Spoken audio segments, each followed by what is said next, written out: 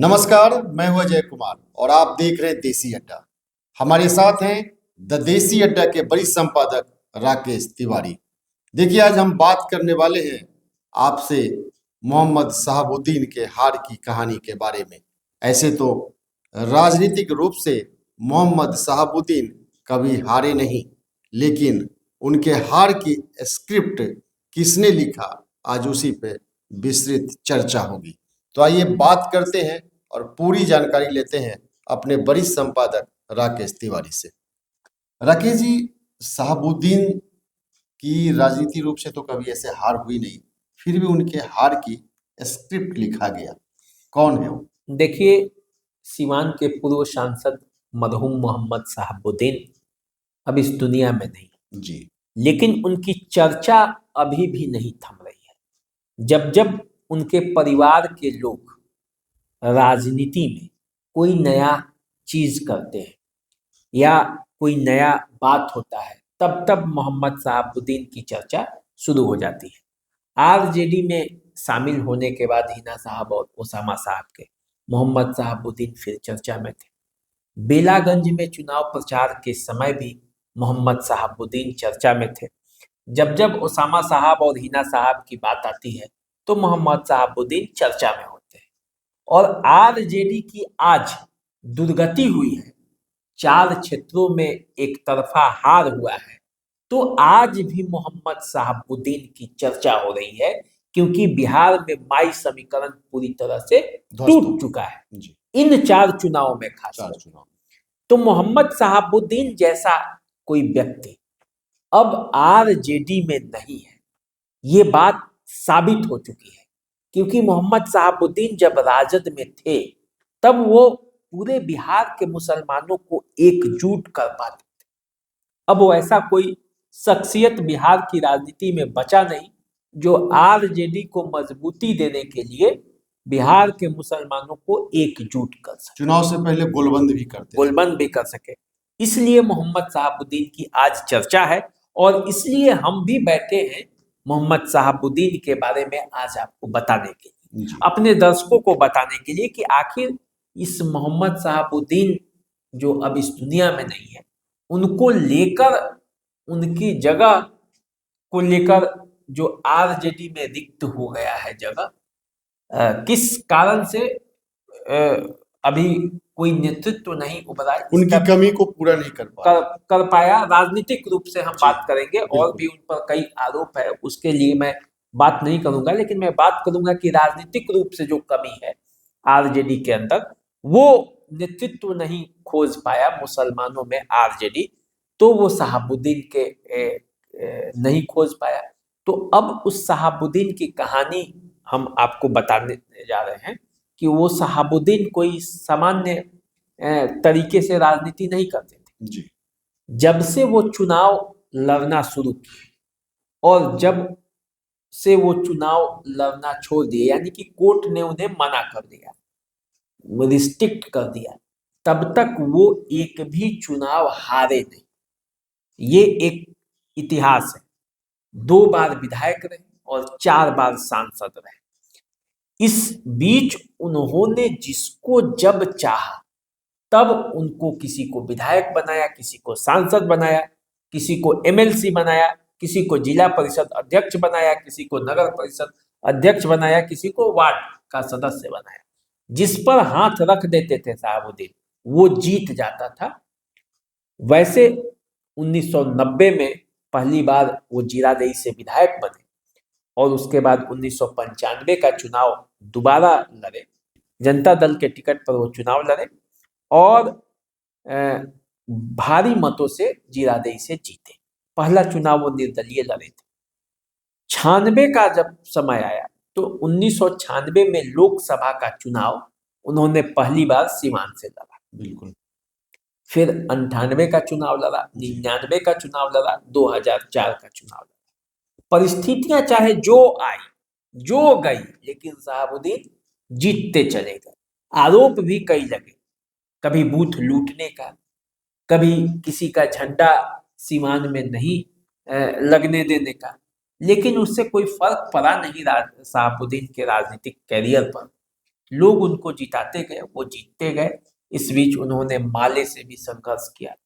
उनके साथ उनके समर्थकों की एक बड़ी फौज होती थी और उनके समर्थक ही चुनाव लड़ते थे, उनको जिता देते थे।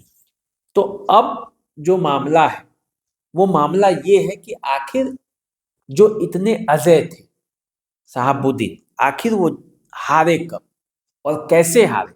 अपने तो नहीं हारे, बिल्कुल, लेकिन राजनीतिक रूप से यदि जिस पर उन्होंने हाथ रखा और वो चुनाव हार गया, तो वो पहला चुनाव 2009 का लोकसभा चुनाव था जो उनकी पत्नी हार गई। और पत्नी जब हारी तो उस हार का स्क्रिप्ट भी किसी ने लिखा, और उस हार का स्क्रिप्ट किसने लिखा इस बात को मैं आपको बाद में बताऊंगा। पहले बताता हूं कि वो हारी तो कैसे हारी। देखिए, जब सीवान में 2004 का चुनाव ओम प्रकाश यादव लड़ रहे थे, तो ऐसा लगा था कि 2004 में शहाबुद्दीन हार जाएंगे, लेकिन शहाबुद्दीन हारे नहीं।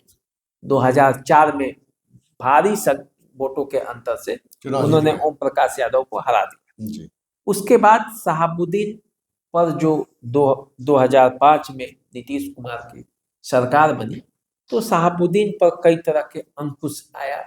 फिर वो जेल गए, जेल तो पहले से ही थे वो जेल में, लेकिन उन पर इतना दबाव बढ़ा कि कोर्ट ने भी उनको सजा दिया और चारों तरफ से चौतरफा प्रहार शहाबुद्दीन पर पूरी हुआ। तरह घिर गए, जेल के अंदर बैठे थे, कुछ कर भी नहीं सकते थे।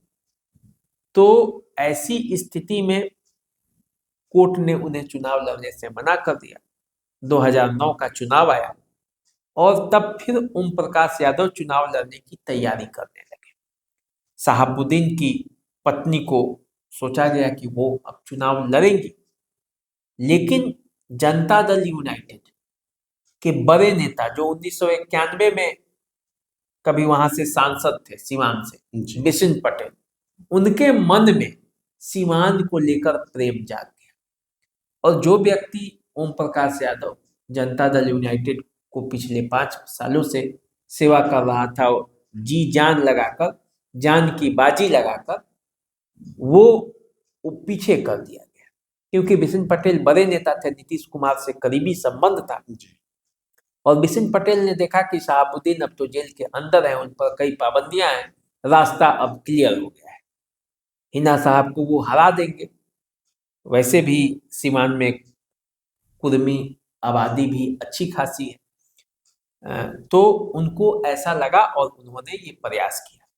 लेकिन ओम प्रकाश यादव मानने वाले कहाँ थे? उनके पीठ पर किसी का हाथ था, किसी का सह था। वो स्क्रिप्ट लिख रहा था और वो स्क्रिप्ट ऐसा लिखा कि ओम प्रकाश यादव निर्दलीय वहां से चुनाव लड़ने के लिए तैयार हो गए और सर पर कफन बांध कर वो निकल पड़े और कहने लगे कि ये अंतिम चुनाव है मेरा, सर पर कफन बांध लिया है, या तो ओम प्रकाश रहेंगे या फिर चुनाव जीतेंगे, आपके अदालत में हम आए हैं। और बीजेपी के लोग और जो जनता दल यूनाइटेड के भी लोग थे, जिन्होंने ओम प्रकाश यादव का संघर्ष देखा था, उनके जान पर बनाई थी, लेकिन वो लोगों के बीच रहते थे। जब वो किसी को प्रणाम करने जाते थे तो कोई प्रणाम स्वीकार नहीं करता था। उस परिस्थिति में उन्होंने सीवान में शहाबुद्दीन के खिलाफ झंडा उठाया। इस बात को वहां की जनता भी देखी, वहां के कार्यकर्ता भी देख रहे थे। इसलिए पूरी जो पार्टी है, बीजेपी का हो, जनता दल यूनाइटेड के कार्यकर्ता हो, सब बिशन पटेल को छोड़कर ओम प्रकाश यादव के साथ अंतिम समय में लग गए और स्क्रिप्ट कहीं और से लिखा जा रहा था। धन के मामले में, समर्थन के मामले में, उनको बैकअप करने के मामले में, हर तरफ से उनको सपोर्ट दिया जा रहा था। और वो सपोर्ट के कारण ही ओम प्रकाश यादव पहला चुनाव जो 2009 में था वो जीते। क्योंकि उस समय मैं भी सीवान में था, गया था चुनाव प्रचार के बाद, और उससे पहले मैं जब सीवान में पत्रकार था तो सबको जानता भी था। तो ओम प्रकाश यादव से मिला भी था, और भी जितने भी प्रत्याशी थे मिले थे। शहाबुद्दीन के जो वो तो थे नहीं, उनके जो समर्थक लोग थे उनसे भी मिला था। तो जो मामला बना वो अंत में यही हुआ कि चुनाव, बिशन पटेल साइड हो गए और चुनाव हुआ। और इस चुनाव में जो ओम प्रकाश यादव को बैकअप कर रहे थे वो उस वक्त शहाबुद्दीन के सारण प्रमंडल में सबसे बड़े प्रतिद्वंदी थे और उनका नाम था महाराजगंज के सांसद प्रभुनाथ सिंह। जी प्रभुनाथ सिंह और शहाबुद्दीन में अदावत थी। ये जनता दल यूनाइटेड में थे और वो आरजेडी में थे। महाराजगंज में प्रभुनाथ सिंह की चलती थी और सीवान में शहाबुद्दीन की। प्रभुनाथ सिंह भी दबंग छवि के, जी उन पर भी दो दो विधायकों के हत्या का आरोप, हालांकि एक में वो बरी हो गए, एक में अभी वो जेल में है। शहाबुद्दीन भी अपने इलाके के दबंग। तो दोनों में जब अदावत हुई तो प्रभुनाथ सिंह ने ठाना कि शहाबुद्दीन का साम्राज्य समाप्त करना है। और जब शहाबुद्दीन कमजोर हुए और ओम प्रकाश यादव को सह देकर, तो उस समय उन्होंने वार किया और ऐसा वार किया कि शहाबुद्दीन पहला अपना राजनीतिक हार उन्हें स्वीकार करना पड़ा। हार गए हिना साहब और शहाबुद्दीन बड़े निराश भी हुए, क्योंकि जीवन में वो पहली राजनीतिक हार उनको मिली थी। क्योंकि उससे पहले शहाबुद्दीन कभी हारे नहीं, जिसको चाहा वो जिताए। जिला परिषद अध्यक्ष का जब चुनाव था और ओम प्रकाश यादव नामांकन करने चले गए थे तो उनको एक थप्पड़ भी दिया था और उसी थप्पड़ ने ओम प्रकाश यादव को हीरो बनाया था। और चुनाव कोई उनके सामने टिक नहीं सकता था, जिस पर हाथ रख देते थे। परमात्मा राम को उन्होंने एमएलसी बनाया था। जिला परिषद अध्यक्ष के पद पर लीलावती गिरी को बैठाया था। नगर परिषद के अध्यक्ष पर कृष्णा देवी को बैठाया था। फिर वो जिसको चाहते थे, कई वार्ड में तो चुनाव ही नहीं हुए, निर्विरोध चुने गए। जिस पर हाथ रख दिए शहाबुद्दीन, वो जीत गए। इसके अलावे कई पंचायतों में मुखिया, वार्ड, तो जिला ऐसा परिषद, ऐसा क्या तो कारण है राकेश जी कि जो शहाबुद्दीन कभी खुद हारे नहीं और उनके कारण कितने लोग मंत्री, विधायक, सांसद, जिला परिषद, मुखिया, सरपंच बन गए और उनकी पत्नी नहीं जीत पाई, और वो भी उनकी आंखों के सामने। देखिए, शहाबुद्दीन के जितने समर्थक थे उससे कम विरोधी नहीं थे, जी क्योंकि देश में लोकतंत्र है और लोगों को लगता था कि शहाबुद्दीन जो ठान लेते थे वही करते थे। जिस पर हाथ रख देते थे उसको जिताना ही है, चाहे परिस्थिति जो भी हो। तो इससे लेकर उनके खिलाफ लोगों में एक गुस्सा भी था और लोग उनके साम्राज्य को समाप्त भी करना चाहते थे। क्योंकि एक तो अपराध के उन पर कई आरोप थे, कई अपराधों में बाद में सजा भी मिली, और ये सच भी है कि उन पर कई अपराध के आरोप थे। और वो जो छवि एक बनी बाहुबली की, एक डॉन की, और जब राजनीतिक संरक्षण उन्हें मिला और उस राजनीतिक संरक्षण में वो आगे बढ़ते गए, तो इससे लोगों को लगा कि नहीं, उनसे अब छुटकारा चाहिए। और जब तक वो शक्ति में थे तब तक किसी की हिम्मत नहीं थी कि उनके सामने बोल सके। लेकिन जब शक्ति कमजोर हुई राजनीतिक रूप से और वो जेल के अंदर थे, तब जो विपक्ष था, जो बहुत लंबे समय से ये सोच रहा था कि शहाबुद्दीन को हराना है, वो शक्तियां जाग गई और उनको हार दी। ये तो राजनीति में होता है, जो कमजोर होता है उसको हारना होता है, जो मजबूत हो जाता है वो जीत जाता है। तो शहाबुद्दीन जब तक मजबूत थे, जब तक बाहर थे, तब तक जीतते रहे। कोर्ट ने भी उन्हें पाबंद कर दिया, चुनाव नहीं लड़ना है। और पत्नी चुनाव लड़ी, पहला चुनाव था, एक्सपीरियंस कम था, लोगों के सामने वो गई भी नहीं, घूंघट से वो बाहर निकली भी नहीं। लोगों ने सोचा कि शहाबुद्दीन के नाम पर वो जीत जाएंगे, लेकिन विपक्ष जो है वो मजबूत था और मजबूत विपक्ष ने उन्हें पराजित कर दिया और पहली बार राजनीतिक हार हुई। और उस हार का स्क्रिप्ट उन्हीं के प्रतिद्वंदी प्रभुनाथ सिंह ने लिखा था। हालांकि बाद में जब वो भी आरजेडी में चले आए तो बड़ा अच्छा रिश्ता बन गया दोनों परिवारों के बीच। आज भी वो रिश्ता अब चल रहा है, लेकिन एक दौर था जब वो रिश्ता काफी नाजुक स्थिति में था, क्योंकि दोनों एक दूसरे के वर्चस्व वाले क्षेत्र में अपना प्रभाव जमाना चाहते थे। तो राजनीति में तो कोई एक दूसरे को बढ़ने देना नहीं चाहता है। तो यही कहानी थी और इसी तरह उनके पहली हार की कहानी लिखी गई। तो ये थी शहाबुद्दीन की पहली हार की कहानी। और आज भी जब भी बिहार की राजनीति में चर्चा होती है तो सिवान से शहाबुद्दीन की नाम आज भी लिया जाता है। और यही कारण है कि विरासत में हिना साहब और ओसामा साहब को उनके रास्ते पे आगे बढ़ने के लिए एक हिम्मत मिल रही है।